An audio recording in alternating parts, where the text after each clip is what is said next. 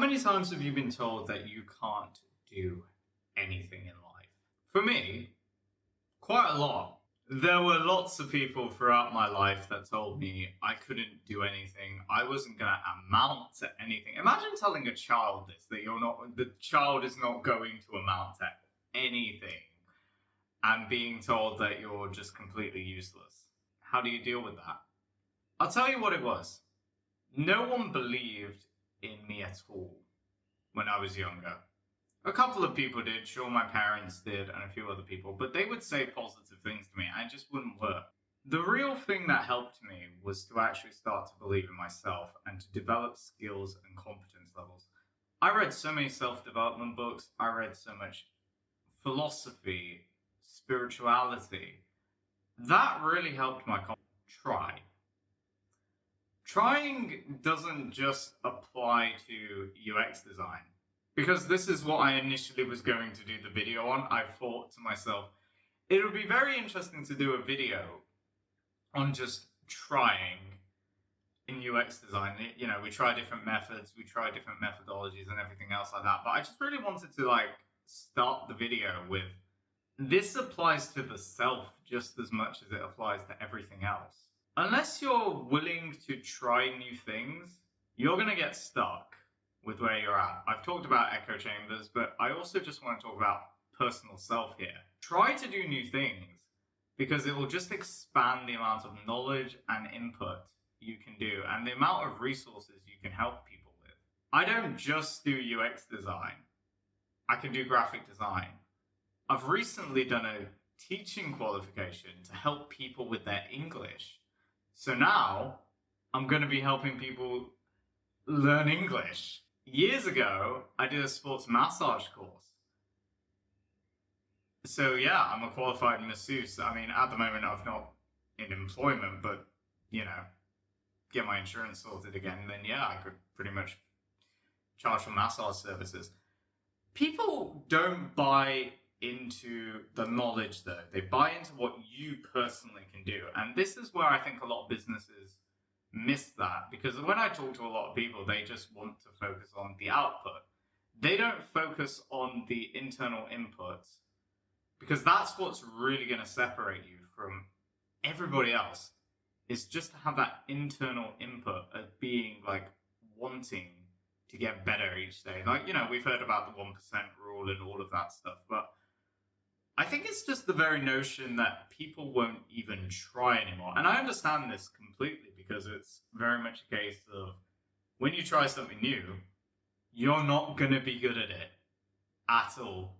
I remember when I first did driving, I was not good at it. I'm so much better at driving now compared to where I was before. But you know, what happened? I had to just keep trying and showing up to the lessons and continuously making mistakes. Even with the YouTube, I made quite a lot of mistakes with audio, video editing, spending too long on this.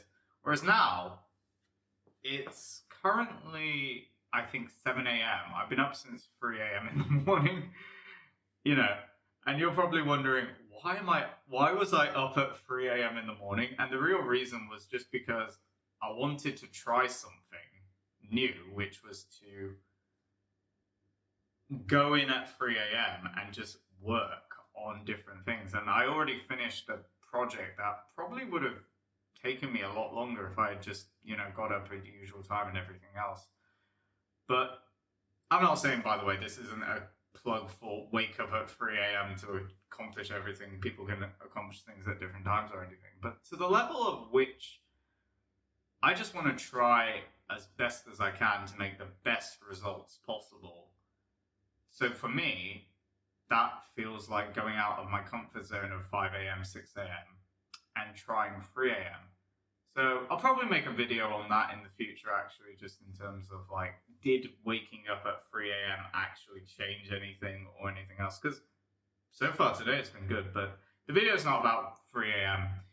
It's about trying. So why would you resist the urge to just try something? Because realistically, if you try something like YouTube, what's the worst that's going to happen? You might get some negative comments. You may get some people who see it, who think it's really cringe. Like, I even find cringe to be a very bad word to use, but it's very popular.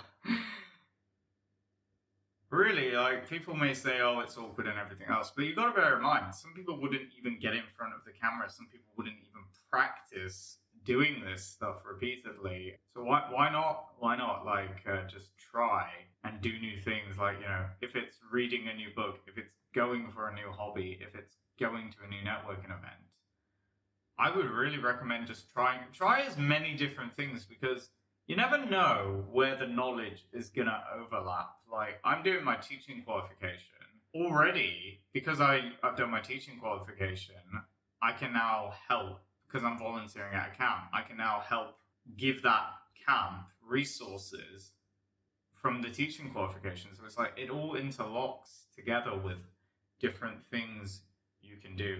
Internally, I would really like you to just go out and try something that's out of your comfort zone. If it is recording a video, if it is, you know, posting more on social media, like I've also avoided just posting myself in front of the camera on social media, and I should do it more often. So I'm going to try and sort of start to do that a bit more. But when it comes to our users, because I know you clicked on the video very much wanting for UX, and hopefully now I should have chapters on YouTube. That's another thing I've had to try, is like, I'm sorry the previous videos didn't have chapters.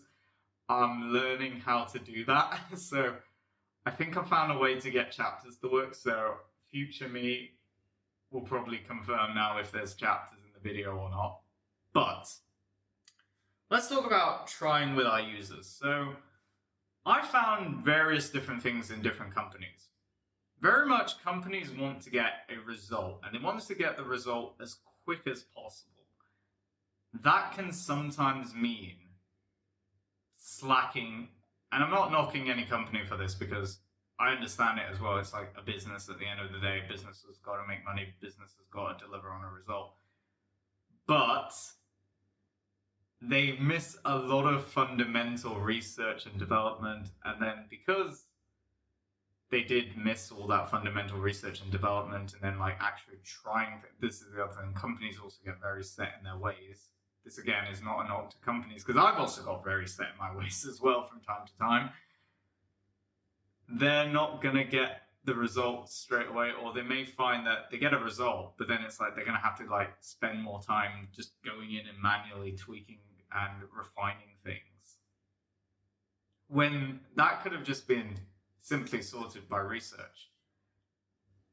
There's, however, a complete opposite end of the spectrum for that, which is you spend too much time researching and you spend too much time ideation. So I don't know if there's a balance. I would say, just from general practice and experience, it's sometimes better to just get the actions done, which is very interesting, because I used to be very much like, oh no, we have to do every single research and development. And I look at my YouTube videos as an example, where it's like, if I spent all my time just being like, okay, I need to figure out how to do this YouTube thumbnail or anything else, rather than just trying it out. Like with the YouTube Shorts channel, I'm very well aware that there is a watermark in the videos. And that was just because I wanted to get the videos out as quick as I could, because I couldn't figure out, like, you know, I didn't want to waste additional time just doing that. And now I'm going to start actually editing the videos properly now that I've got a bit more comfortable with DaVinci Resolve. But again, that was just trial and error. So this is the key takeaway, is that you have to just try things. And this is a very strong thing I've noticed in companies, is they'll have a certain way of doing things and they'll never try anything new, which can be a problem, because if they actually did just try something different, they'd get a much better result. Now, sometimes that's not always the case, but a good chunk of time, I reckon they could probably get a better result, because if you try things that are new and additional, they're just instantly going to up the scale of, you know, what you find. Like, you may think like, okay, we've conducted user research like this, but then you actually try a new tool, or you actually just like go and do video interviews, or you actually go in person and see the person and you experience them. Because that's the other thing. I feel like designers are the worst people are getting in their way of a result. I've done this as well, where it's very much we think, okay, we've designed this in a way that makes a lot of sense. I feel like a lot of designers who watch this are gonna relate to this a lot, where it's like, you did all the research, you got the app perfect, and you think you got the app perfect because you're like, okay, well, this is gonna make intuitive sense. Then someone's gonna use it. They're going to have absolutely no idea what to do. They're going to be like, what? Okay, that was supposed to do that. And this is what too many options. And, there's theories on this, like Steve Krug's book about how you can overwhelm a user with too many choices. But this is the thing as well as like, go with what's the most effective choice. Go for the simplicity at first, and then you can additionally add things. But if you can hit the core principles of what the app needs, that will be a game changer for you. That'll get people, because everyone always focuses on the tricks of, okay, we need to add in the gamification and we need to do all that. But it's like, if you just got a really clean interface, I'm not even, because this is a very bad trap that happened a few years ago where I saw lots of people designing really beautiful aesthetic interfaces on Dribbble. Pretty much if you go to Dribbble, you can just get very different, colorful, pretty aesthetic things. And the job of a designer is not to actually make things look beautiful. I mean, it's a plus if you can make it look beautiful, but then it's always function that matters more. I mean, I've had it with developers as well, where the developers will just be like, we don't care how it looks, we just want it to work. And I think designers could actually learn a thing or two from that, because there's so much effort that goes into making it look pretty, but then there's not as much effort going into how we can get it to function better.